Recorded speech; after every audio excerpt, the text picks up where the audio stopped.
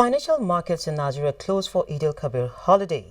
Market capitalization of the Nigerian Stock Exchange shed 157 billion naira ahead of the holiday, just as the Securities and Exchange Commission (SEC) again reminds Nigerians of the dangers in Ponzi schemes. Crude oil price look to U.S.-China trade wars for direction cues, with gold climbing to $1,500. This is Business Express, and it is reaching you from Abuja, the nation's capital. I am Leah Katun Babatunde.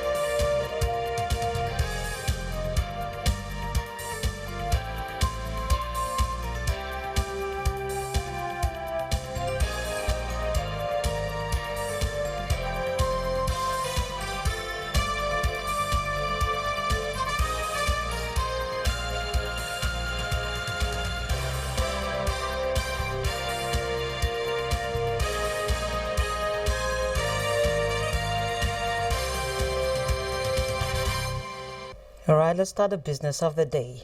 Today and tomorrow are public holidays to mark this year's Eid al-Kabir festivity. Benny Adams has been up in the city center to see how residents are coping with the financial institutions on holiday. Now, Benny, what exactly did you find out?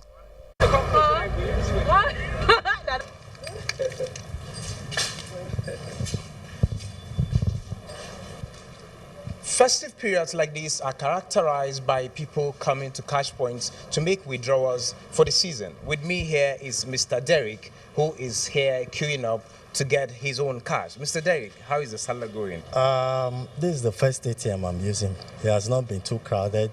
I just want to put some money to get one or two things as far as the salary is concerned. So are you envisaging a long weekend, so you need to make these withdrawals? What's the reason exactly for this withdrawal? Yeah, a long weekend. So I think I need a lot of money to be able to, meet up with the needs of the weekend. Wow, just like we heard from Mr. Derek is making this withdrawal to ensure that he doesn't run short of cash during this festive period. From one of the cash points here in Abuja, I am Benny Adams for Business Express. Now, thank you, Benny. The Securities and Exchange Commission (SEC) is again advising Nigerians to desist from investing in schemes that are not registered to carry out fund management functions. Acting Director General of the Securities and Exchange Commission (SEC), Ms. Mary Uduk, gave the advice at the weekend in the face of various unregistered schemes luring unsuspecting Nigerians with unreasonable returns.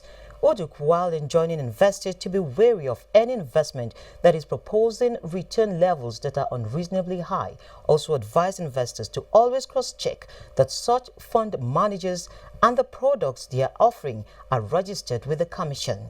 In a statement, Uduk said the capital market is properly positioned to attract Nigerians and provide benefits to Nigerians who are investing there. Those investing in unlicensed schemes, she said, are doing so at their own risk. The federal government, through the Ministry of Mines and Steel Development, has identified efficient and accountable service delivery as panacea to the cankerworm of corruption ravaging the public sector. Permanent Secretary to the Ministry, in a message to a one-day sensitization workshop with the theme "Nipping Corruption on the Board" in the Ministry of Mines and Steel Development in Abuja, said that the effort is to ensure that opportunities are not provided for corruption to thrive in the ministry, hence the need to expose the staff to various ways by which corruption can be averted. President Muhammadu Buhari will on Wednesday, August 21, 2019, swear in designated ministers. what are the issues the Minister of Agriculture will be tackling in line with the President's determination that Nigeria attain self-sufficiency in food? Let's take this report from Olainka Ojo. The announcement on the swearing-in of the designated ministers was contained in a statement by the Permanent Secretary, Cabinet Affairs, Office of the Secretary to the Government of the Federation, Babatunde Lawal, last week. This disclosure came after the National Assembly ended the screening of nominees for ministerial appointments and approved all the 43 persons sent in by President Muhammadu Buhari. Though the portfolio each minister would occupy remains unknown as at this time. A lot is being expected from the Minister of Agriculture as experts' opportunities abound in the sector's value chain. I think there's been a shift, actually, because the whole agricultural sector is not seen in the old context like it used to be seen before. Before, people probably thought that farmers are just old people who will hold their hoes at their back and walk and go to the farm. But right now, it's agribusiness. So there's a whole ecosystem around agriculture. So you need technology now, and sitting down in your office, you are part of the ecosystem, you are part of the agribusiness. So we are seeing significant move of young people going in to create various avenues of services which they can provide to the farmers. Being part of the TAG group and also a member of the Presidential Fertilizer Initiative, we have had calls to make production for one, Rice Farmers Association, Cotton Farmers Association, Wheat Farmers Association, and Sesame. All these, they have their own specialized blend. And then going to the issue of foreign exchange. These are simple technology that we can easily do here. And then I will even suggest that the government should consider banning the importation of such kind of things. Why would you go all the way to India or to China to import tanks? These are simple, basic tanks. And then you waste of precious foreign exchange. And then you claim they are machineries. And then you export our works. You export our employment to other countries. Recent happenings in the oil sector have raised questions as to the execution of the nation's budget as oil prices decline globally. How expedient is it for Nigeria to properly diversify? This edition of Business Express will look at the expectations for the incoming Minister of Agriculture in meeting urgent economic needs. Now, Dr. Steve Olusegun Ogidoni is a development planner and business strategist. He will be talking to us on the prospects of agribusiness in Nigeria as we count down to the President's ministerial portfolio announcement. You're welcome to Business Express. Good afternoon. Yeah, sure. I'm sure you listened to some of the views there expressed by players in the agri sector. Can you paint us a picture? What exactly is the incoming minister coming to meet on ground in the agri sector? Thank you very much. The fact remains that the agricultural sector has been improving over the years, especially in the last 4 years. For us to appreciate what has improved in the last 4 years, we need to know where we are coming from. Exactly. One of the major achievements of this government is to change the orientation from agri as culture to agri as business. So everybody has now seen that agriculture is a business and people must do it like business. Then a lot of factors have come in. We have NISA that has come in with extensive extension service with the project monitoring, reporting, and remediation offices across the country. This was not there before. Then we have the farmers that have been operating in small units, 1 hectare, 1.8 hectares. But now we have geo-cooperatives that are very strong and they are better and they have been aggregated together to be able to produce more. Then a level of processing has taken place also and more opportunities are coming. You can see there is reduction in the importation of food and then more will still come and as we move into the next season. Okay, so we've also seen over time that agriculture, no doubt, contributes a large chunk of the nation's GDP, but that can't be said about its contribution to revenue. And we're seeing a persistent decline in global oil prices that is causing some sort of concern. Do you see this changing soon? Really, agri contributing money to the economy? Yes, agri will contribute more money to the economy, even more than oil, because oil is diminishing and agriculture is growing. One thing we have as advantage in Nigeria is our population, 200 million, and we are still counting. And with the African Continental Free Trade Agreement, the African market has been opened for us. It's not just a question of Nigeria producing food for Nigeria alone now. We are going to produce food for Africa. And we are going to produce raw materials for industry that are in other parts of Africa. So these opportunities are limitless. And the more we capitalize on this opportunity, the better for us. Again, we have seen the introduction of technology to the agricultural space. Predictive technology, we can predict now when rain will fall.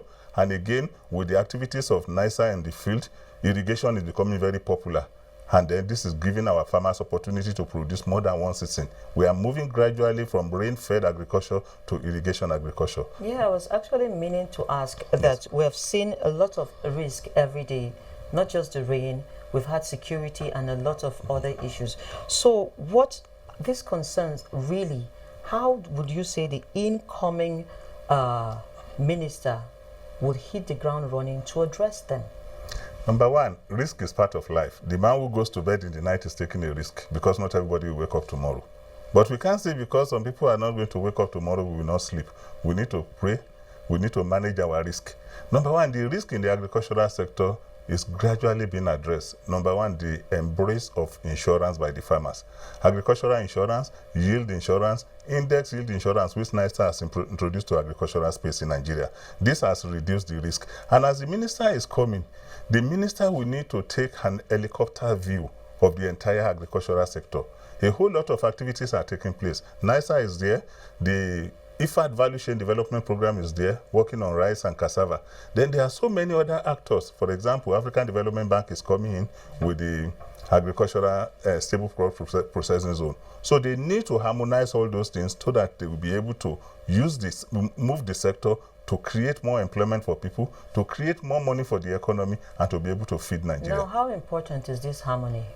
The harmony is important because nobody can do it alone. We need intersectoral collaboration. The central bank has been able to do a lot using the instrument of monetary system to encourage financial system to lend to farmers. NISA has been able to de-risk the sector in such a way that they've been able to give credit risk guarantee to farmers, and then the commercial banks are really pledging and running on top of each other to be able to fund agriculture. Then they need to now come together. The seed company is there also to be able to produce seed. So the minister must be able to bring all these actors around the table so that everybody will do their own part very well, and will be able to see that from the downstream to the midstream to all the sectors of the agriculture, every risk is being averted. Okay, now the AFCFTA is inside, and you spoke about it earlier. Yes. We also have our medium-term plan, the ERGP. Yes. Mostly when we hear policymakers speak, they make it sound like it's an easy bite. Is it really an easy bite for the Nigerian economy? If we play our role very well, and all actors come to the table with their competencies, it's going to be very easy for us. Let me give you an example. When you look at the Economic Recovery and Growth Plan, one of the strongest pillars is agriculture, because that is our strong point. Majority of our people are into agriculture, 70% employment creation. Then we see the African Continental Free Trade Agreement creating opportunity, opening the entire African market for Nigeria. What we need is to produce, to be able to push it to other African countries. If we are not very careful, the other countries that are smaller than Nigeria will produce food and come and give to us. We need about 7 million metric tons of rice in a year. We are only producing about 3.7 million. We're still importing. We need tomato. We are still importing. So we need to encourage our farmers so that they can come together in geo-clusters, produce massively so that we can push it to other African countries. And beyond that, again, we need to go into processing. Many people are going into processing of agricultural produce and adding value. And if we are able to do that very well, we will capitalize on this large market, which Africa has offered of. Okay, still talking about this large African market. Yes. Because so many people out there wouldn't really understand when we say global crude oil prices for some time now would be below the benchmark Nigeria has set for her budget. So really, if the policymakers are listening, what exactly should they do immediately for this agri sector? For the agri sector, to make money now. To make money for the agri sector, there is a major issue affecting the sector. This is the issue of land preparation. We have forests that have never been cultivated before. The preparation of this land for farming and laying the irrigation pipes is something that the farmers cannot do themselves. These are developmental efforts that government will need to come in. Government will need to prepare the land, then allocate this land to these farming families and farming cooperatives so that they will be able to produce more. Then again, guarantee security on the field. The security agencies are doing their best, but if we create opportunity for job, even some of the youths that are going into banditry will go to agriculture. And if they go into agriculture, they'll be able to produce more, and the opportunities are limitless. Okay, so talking about producing more now and opportunities, what sort of handshake should we be expecting to see from research to policymakers and investors in the agribusiness sector? You see, before we have always seen a situation where the farmer will be the input producer. It will be the primary producer, it will be the logistic producer, it will be the processor, and it will then be the marketer. But with what NISA has done, the value chain has been broken down to different segments. So those who want to do input will do input. Those who want to do primary production will do primary production. And those who want to do logistics will do logistics. And those who want to do processing will do processing. People can specialize in one area. It is difficult for you to be the seed producer, the irrigation producer, then you are the one again doing the processing and the one again doing the market. There is a gap between the production and the market. And that is why NISA again is doing mapping to the market to be able to make sure that people produce according to the market and the off-takers are there. Anchor borrower is a model that is really working, and it is really addressing this issue. So do you see us making significant strides before the end of this year? The rain patterns are already not so favorable, and we're hearing there'll be more floods, for instance. Flood will come because a whole lot of things are happening. Yesterday we had the news that the dams are breaking down. We are going to make significant impact, and this significant impact will come from the fact that the farmers will now need to understand the pattern of rain and be more educated and listen to the radio. NISA and the Federal Ministry of Agriculture has introduced the Farmers Business School. Within the Farmers Business School, talking to the farmers on the radio, they'll be able to know when rain will fall. They'll be able to know when flood will come, and they'll be able to know when to plant and when to harvest. And these opportunities are always coming, and the population is here to feed. Okay, thank you very much, Dr. Steve. I would like to hold you on that thought for now until we have another opportunity. Thank you for coming on the program. Thank you so much. Okay, Business Express is reaching you from Abuja, the nation's capital. The program will continue after this break.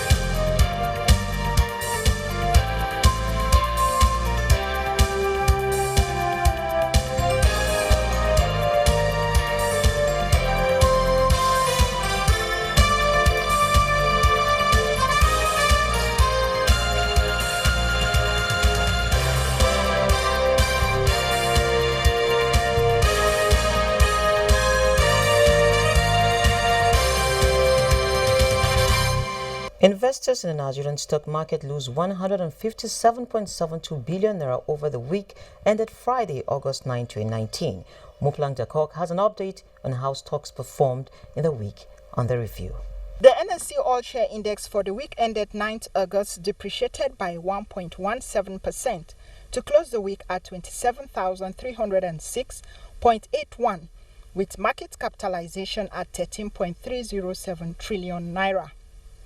A total turnover of 1.081 billion shares worth 12.014 billion naira in 16,246 deals were traded by investors on the floor of the exchange. All indices finished lower with the exception of the NSE Industrial Goods Index, which depreciated by 1.32%, while NSE ASEM Index closed flat. The financial services industry led the activity chart. It was followed by the conglomerates industry, while the third place was led by the consumer goods industry. The top three equities were dominated by the banking sector, led by Sterling Bank, Guarantee Trust Bank, and Access Bank, which accounted for 511.856 million shares worth 6.133 billion naira in 2,074 deals. A total of 36,011 exchange-traded products ETPs valued at 495,359 naira were traded in 13 deals, as well as 18,100 units of federal government bonds valued at 20.049 million naira. 12 equities appreciated in price during the week. 43 equities depreciated in price, while 113 equities remained unchanged. U.S. stocks closed lower Friday after President Donald Trump suggested that a near-term deal between the U.S. and China on tariffs was unlikely soon. All three benchmarks suffered losses over the week. Here's Abosde Abel with market performance across continents. U.S.-China trade war development have roiled markets for more than a year, and there have been signs that rafts of additional tariffs from both sides are having real effects on economies around the world. Both sides are set to resume trade negotiations in Washington early September. At the same time, a new 10% tariff on additional $300 billion worth of Chinese goods are due to go into effect beginning September 1. Meanwhile, U.S. President Donald Trump said Friday that the U.S. would continue to hold trade talks with Beijing, but that Washington was not prepared to make a deal for now. European stocks gave up strong early gains in early trading, with volatility continuing for global markets as investors monitor escalations in U.S.-China trade war. Asia closed higher this Monday following a volatile week for global markets as growing trade war fears dented investor sentiment. The Shanghai Composite traded up 1.45% to close at 2,814.99. Hang Seng Index was fractionally higher at 25,824.72 and Nikkei topped 0.44%. U.S. stocks future dropped, pressured by worries of the ongoing trade dispute between Washington and Beijing. Dow futures indicated a negative open of about 130 points. Futures on the S&P and the Nasdaq were both lower. Back home in Africa, stocks were mixed, with Tunisia's Tunidex and Nairobi's All-Share posting gains, while South Africa's JSE Africa Top 40, Ghana's GSE Composite and Namibia Overall Index depreciated.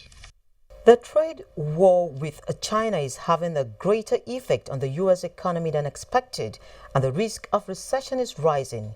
Now this is coming from Goldman Sachs Group. In a note to clients, Goldman analysts said a trade deal between the U.S. and China is no longer expected before the 2020 presidential election, saying the trade war is weighing down the economy. The group said it now expects a 0.6% drag on the U.S. economy due to trade war developments, up from earlier estimates of 0.2%, lowering its fourth quarter U.S. growth forecast by 20 basis points to 1.8%. On that note, let's see how commodities are faring in the global market.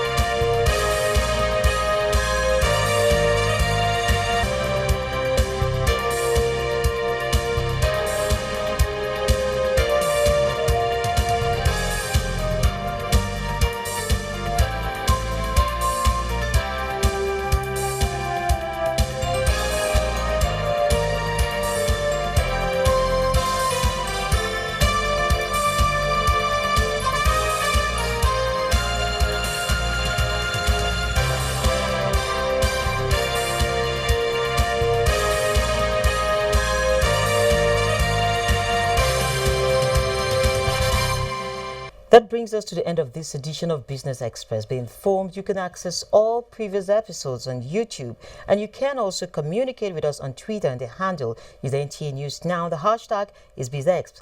Business Express returns Wednesday. I am Leah Katun Babatunde. Enjoy the rest of your holiday.